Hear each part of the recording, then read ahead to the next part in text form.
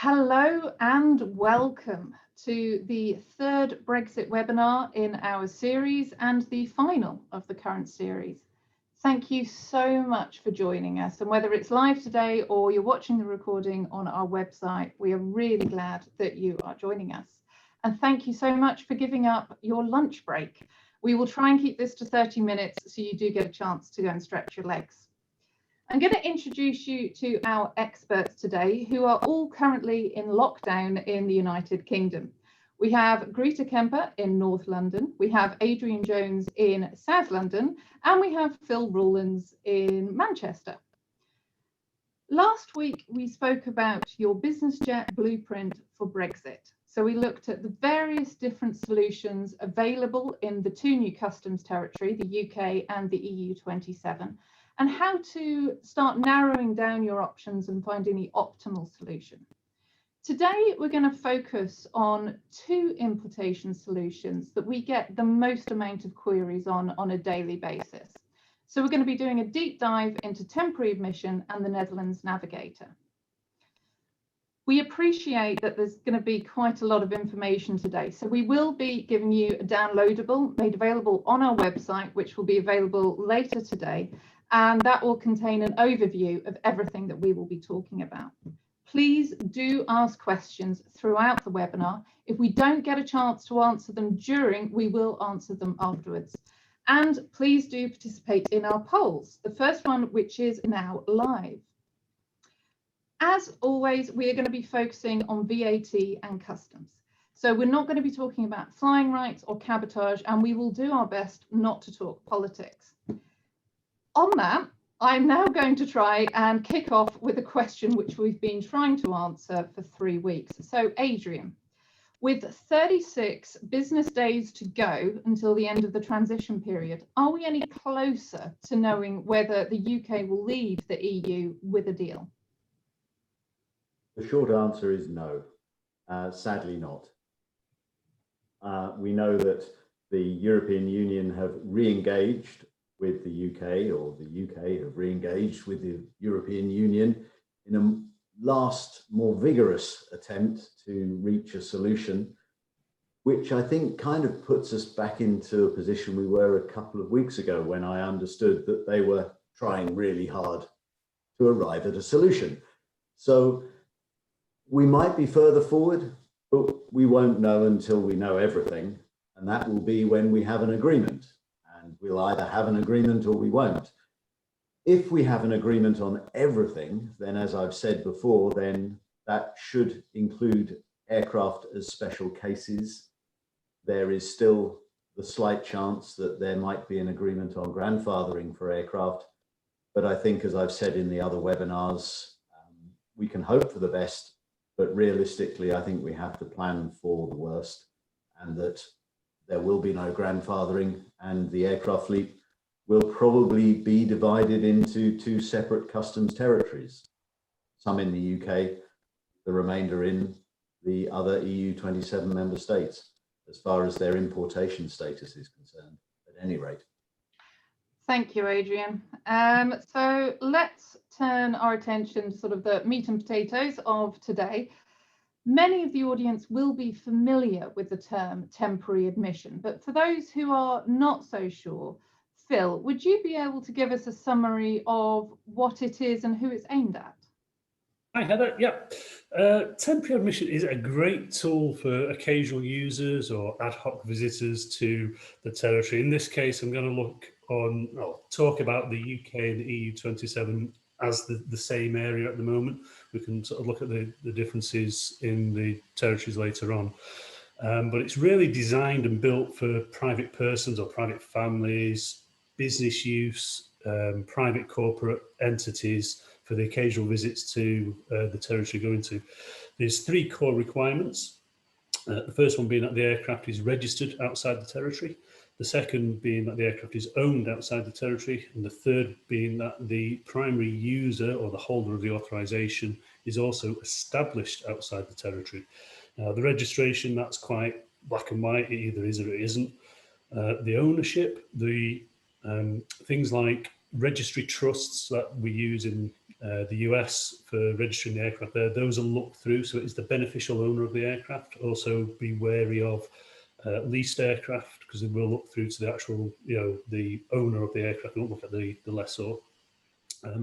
The person using it, it's based on the establishment, and I know Greta's going to touch on that in a bit more detail, but one of the biggest sort of trip-ups with that is dual passport holders. So if you have dual nationality, you have, say, a US passport or an EU passport, that's going to be a trip-up on temporary admission there.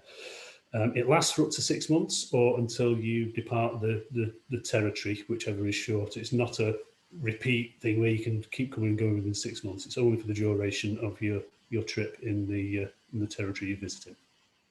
Thank you, Phil. And will those rules apply equally to the UK and the EU27? At the moment, yeah, absolutely. It's the same set of rules and regulations. The UK has basically taken the EU regulations and adopted them into UK law. So for the foreseeable future, it's exactly the same set of rules, just in 2 different areas. We see no reason for that to change. Okay, thank you. So let's look at the pros and cons of temporary admission. Greta, would you be able to give us an overview from the tax perspective? Yes, certainly. Okay, well, the advantages of temporary admission, this is the alternative effectively to a full import. So if you're bringing your aircraft in under temporary admission, there is no import VAT to pay. And if duty applies to your aircraft, there would be no duty either. Second main advantage is generally what's seen as it's the ease of use. It's relatively straightforward to use. There's very little paperwork, and providing you meet the conditions, it is relatively straightforward. Post-Brexit, as Phil has already mentioned, it may be that even if you're not able to use temporary admission in the EU, remaining 27 member states, you could potentially use it in the UK or vice versa. Now, the disadvantages, potential disadvantages, as Phil already mentioned, there are 3 main conditions. Having an aircraft registered outside the territory, relatively straightforward. The aircraft must be owned by somebody outside the territory. Again, that's also relatively straightforward. The user requirement, where the user must be outside of the territory, can be a little bit more complicated. For a company, that would be that they were established outside the territory. For an individual, they would have to be resident outside the territory. And there is no real customs definition of what residence means. So for example, if you look at the EU, you've got 27 member states, each of which may take a slightly different view on the meaning of residence. The kind of things they would look at would be tax residence, passports, as Phil has already mentioned, whether you have family or business connections or properties in the territory. So that is something that can have different interpretations. There are also other restrictions on temporary admissions, things like the 6 months time limit, you're not allowed to use the aircraft for commercial purposes, etc. The big disadvantage, and the thing that people tend to forget, is that if you do breach the conditions, it is open to the tax authorities to retrospectively impose an import status on the aircraft, which would mean in turn that import VAT would be retrospectively imposed. And to allow the tax authorities to recover that VAT, they can impose it on any party involved in the import, including people who cannot reclaim the import VAT, such as, for example, I don't know, a customs broker or something like that. So that is something that is important to be aware of. Thank you very much, Greta. Phil, can you give us some pros and cons from a practical boots on the ground perspective? Yeah, certainly. Temporary admission is known as a customs simplification, so it's reasonably straightforward. Essentially, a lot of it is automatic, where you meet those core requirements of the temporary admission regulations. What we do suggest, though, is that if you're going to have multiple sectors, say within the EU, is get a formal document drawn up to confirm and demonstrate your arrival in the EU 27 territory, because one of the pitfalls is if you're moving around within the territory, you've got to be able to demonstrate where you actually arrived and started your TA. So we do advise that you get formal documentation to support your temporary admission. Thank you. Both of you have mentioned timings. However, just to make sure that everybody is clear, Greta, can you just confirm how long it takes to get the temporary admission authorization and how long it lasts for? Yes, certainly. Temporary admission applies as soon as you cross the border, providing that you meet the conditions. The timescale that it lasts is 6 months, at which point the temporary admission must be closed or discharged, as it's known, and the aircraft must leave the territory. In the rest of the world, temporary admission is for a maximum of 6 months in every 12, but the EU tend not to enforce that. Thank you, Greta. And again, to touch on something that you both mentioned, which are the requirements for temporary admission.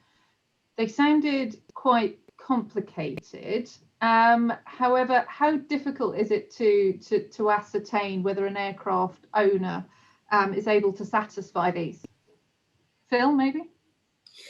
Yeah, I mean, obviously we've got the 3 core elements there, which are reasonably easily defined, but a lot of it will revolve around the bigger picture of the reason for your trip into that territory, especially if you're a corporate or a business entity.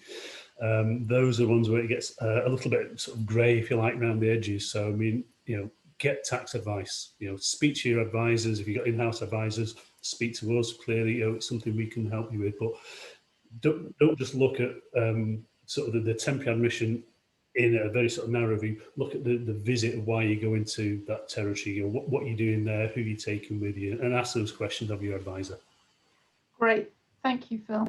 So we're going to go into a repeating section in our webinar series, which is fact, fiction or fantasy in respect of temporary admission. Just before we do, I am going to remind everybody, please do take part in the poll. I will be closing this soon.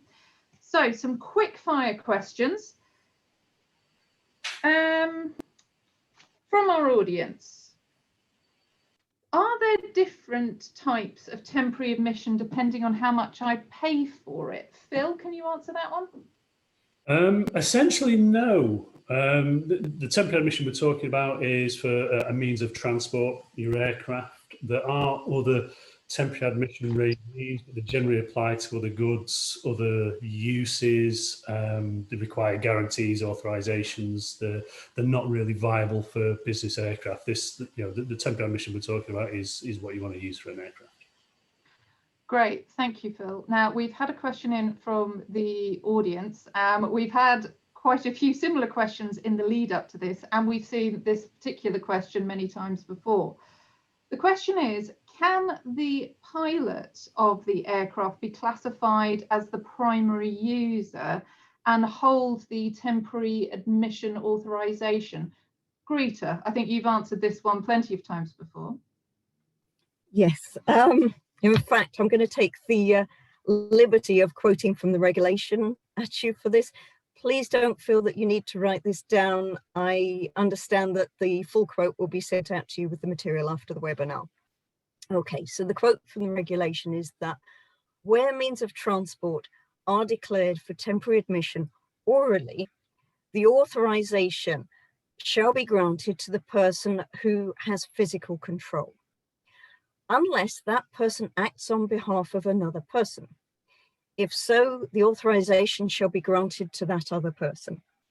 So as you can see, temporary admission authorization that is granted to the user, and the user is only the pilot by default, if you like. Normally in most member states, and in our experience, the authorization is granted to the passenger, the person who's sitting in the back of the aircraft, who directs it where they want to fly and when. Circumstances where the authorization could be granted to the pilot would be, for example, where the user is also the pilot, people who fly themselves, or possibly where the aircraft is flying with only the pilot and the crew on board for whatever reason and no other passengers. Thank you very much, Greta. One that has just come in, and I'm going to summarize this. Once I get temporary admission authorization, can I make repeat visits in and out of the customs territory? Greta, would you be able to answer that one as well? Yes, as I explained before, globally the rule is that it's 6 months out of every 12, and the EU don't appear to enforce that. However, temporary admission is really put in place in order to provide temporary access to a territory. It's not intended to be for continuous use. It's not intended for somebody to be able to base their aircraft in the territory. So in practical terms, yes, it's entirely possible that you could leave and return. However, there is nothing to stop individual member states taking note of the fact that you're doing that, and worst case scenario, retrospectively imposing an import if they believe that you're breaching the terms of temporary admission. Brilliant, thank you so much, Greta. So I'm going to stop the poll and share the results now. And rather pleasingly, it does seem that the majority of our attendees are reviewing client aircraft operations and are getting a plan together. That's fantastic. So I'm going to launch the next poll now by the powers of IT. Fantastic. And moving on, we've gone into some detail on temporary admission. And I think most of the audience are familiar with the majority of corporate solutions that are in place. For example, a VAT registered business in Malta or Cyprus or the Isle of Man or Ireland. However, one that we do get a lot of queries on is the one-off corporate solution through the Netherlands. So this was introduced in 2014, is mainly available for international aircraft. Adrian, could you give us a summary as to how the Netherlands Navigator works? Yes, certainly. The Netherlands import solution that we offer is widely available for aircraft. So typically our client would be a company based outside of Europe, not established in Europe, and we would effectively stand in their shoes for customs and VAT purposes. So we would become them for the purposes of one import of their aircraft, and we would declare the VAT on that import. We would also declare the recovery of the VAT on that import, and in that way we are their tax representatives. We have the licenses required in the Netherlands in order to allow us to do this. We have the customs accounts and permissions, and it took us a couple of years to develop this and to work with local advisors, but now it's a solution that is recognized, that works for real businesses and corporate jets that are owned by real businesses, and we can stand in their shoes, as I say, for the purposes of the import, as if they were there themselves. Thank you, Adrian. Greta, can you explain who the Netherlands Navigator is aimed at, who will be using this? Yes, certainly. It's for any aircraft owner or operator who is using a business aircraft, an aircraft for corporate or commercial purposes, not for non-business purposes. Great, thank you very much. Phil, are there any records or data that needs to be recorded and maintained as part of this process? And if so, how is this done? There isn't anything that sort of an aircraft operator wouldn't already be recording. We need to sort of know the flight sectors within the EU, entry to from the EU. So all the normal kind of things that an operator would record in the use of the aircraft, whether the flight was operated empty for positioning, for example, whether there was passengers on board. So nothing outside of what they would already be keeping. Great, thank you, Phil. And we talked about pros and cons of temporary admission, so it would be fair to talk about this here. Greta, can you give us an overview of the pros and cons from a tax perspective? Yes, certainly. So an import obviously removes the certain amount of uncertainty that you get with temporary admission. This is a one-off import that gives you access and free circulation to the rest of the EU. It's the benefit of importing via the Netherlands is that the import VAT can be deferred into the fiscal representative's tax return and reclaimed at the same time. So there is a cash flow benefit. The other thing is that it can be used by entities outside of the EU, but it can also be used by owners and operators who are inside the EU, providing they're not in the Netherlands.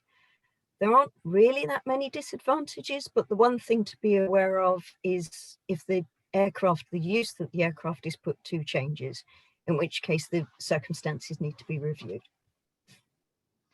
Thank you very much, Greta. So at the end of the transition period, are there any opportunities that will be available for people to, or aircraft or businesses, to use the Netherlands Navigator that hadn't previously done so? Adrian, could you talk on this? Well, I guess the obvious point to make is at the end of the transition period, there will be UK companies, UK businesses, Isle of Man businesses. A lot of aircraft are owned through Isle of Man companies. And a lot of these UK and Isle of Man businesses will perhaps want to or need to re-import their aircraft back into the EU 27 remaining member states. And the Netherlands import arrangement would be certainly a very viable solution to that end. There are other opportunities as well for European businesses. So where European businesses have difficulty reclaiming VAT because of local cash flow issues. For example, Italy is well known to take a long while to refund import VAT.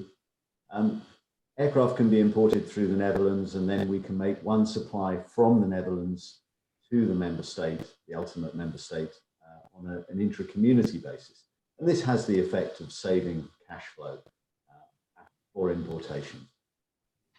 Thank you, Adrian. And just staying with you, we've had a question from the audience. Mentioned VAT liability. Could you talk about this and how long it lasts, whether records should be maintained, etc.?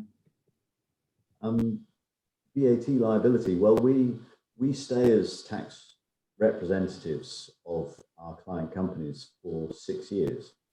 So yeah, we would need to understand that the use of the aircraft remained the same.